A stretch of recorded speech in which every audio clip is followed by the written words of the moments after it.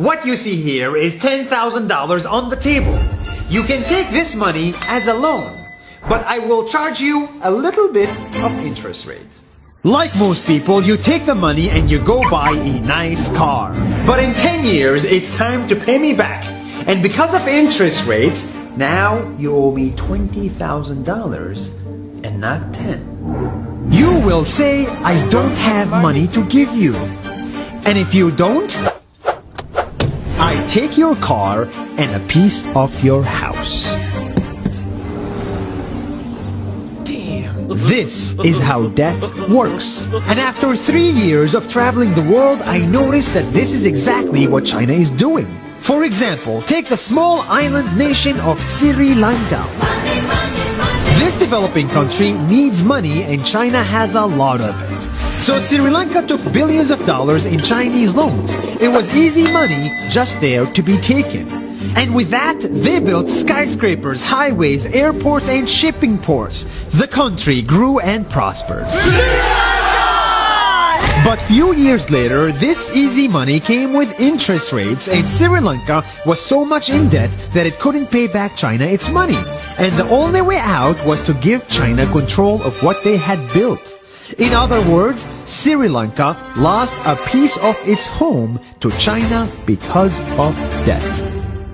This is the Chinese money trap.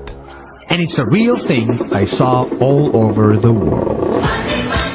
In Papua New Guinea, I saw $2 billion in loans given by the Chinese to build skyscrapers, infrastructures, and ports.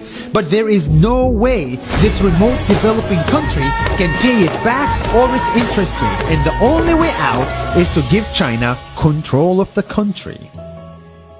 In the Maldives, Pakistan, Malaysia, Laos, Kazakhstan, Mongolia, Egypt, Kenya, and South Africa,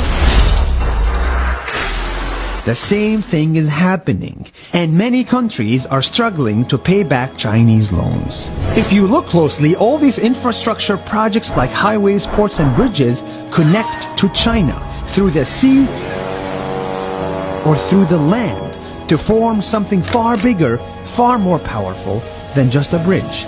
A new Silk Road. The world is already made by China, and I think slowly it will be owned by China. Don't get me wrong, building bridges, ports, highways, and airports is a great thing for the people in the country, but they come at a very high cost. And when these countries can't pay back the loans, these countries will lose their homes. One thing my parents had taught me is that there's no such thing as a free lunch or a free ride.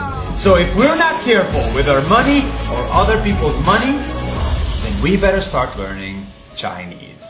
下周见。